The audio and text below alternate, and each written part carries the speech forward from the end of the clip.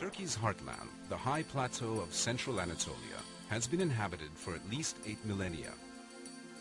Among its most famous regions is Cappadocia, mentioned in the Bible and known today for its eerie volcanic landscape and delicious local wines.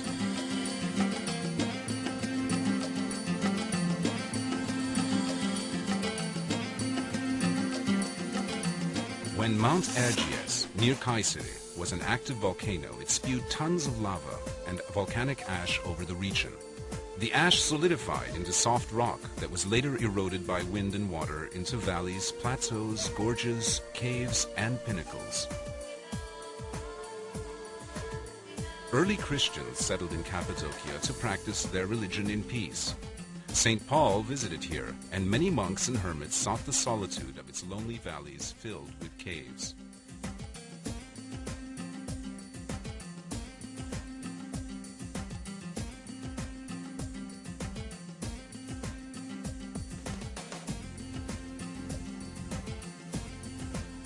Today, Cappadocia is Turkey's most visually striking region.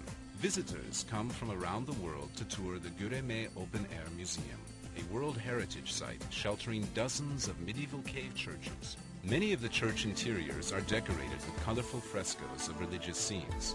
Perhaps the finest are the dark church, called Karanlık Kilise in Turkish, and the church of the Buckle, or Tokalı Kilise.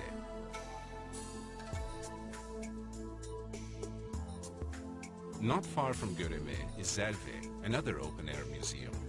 3 steep valleys come together to form this historic area, which is also filled with ancient cave churches and dwellings. The Zelve valleys were actually inhabited until the 1950s. By that time, erosion had threatened the structural integrity of many caves, and there was a risk of collapse, so the inhabitants were resettled nearby. Dominating the Cappadocian skyline is the natural fortress of Uçhisar, rising above the town of the same name.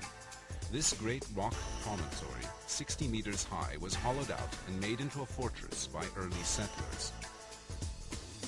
Today, visitors climb to the top through a system of caves and passages to enjoy the spectacular panoramic views from the top. The town of Avanos, on the banks of the Kızılırmak River, is famous for its colorful Cappadocian carpets and red clay pottery.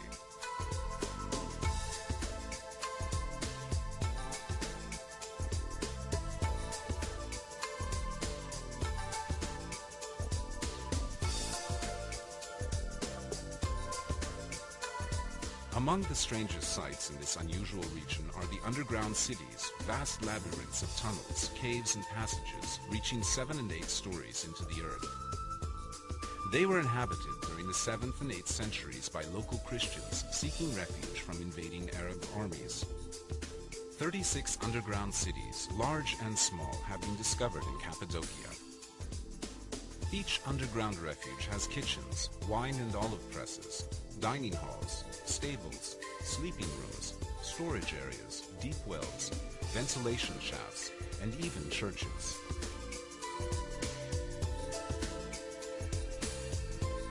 The entire complex could be closed off to enemies by rolling huge stone wheel doors across the entrance tunnels.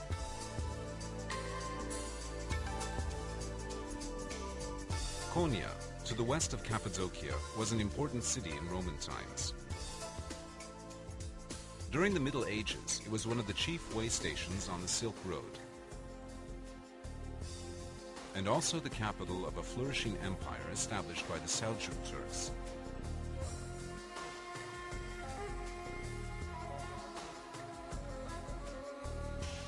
At the height of the Seljuk power of the 13th century, Konya was home to Mevlana Celaleddin Rumi, one of the world's greatest mystic poets and philosophers.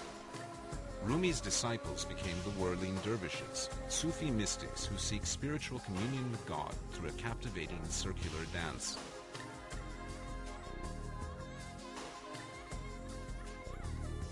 A common sight in Cappadocia are the caravanserais, great fortified structures built to encourage commerce along the Silk Road. Wealthy Seljuk Turkish benefactors, both men and women, provided funds to build them. They also provided daily food for caravaneers, fodder for the animals, mosques for worship, baths, and medical and veterinary care. Caravanserais were built about 20 kilometers apart, a day's travel by camel caravan. Over 100 of these fine buildings can still be seen in Turkey, many of them in Cappadocia.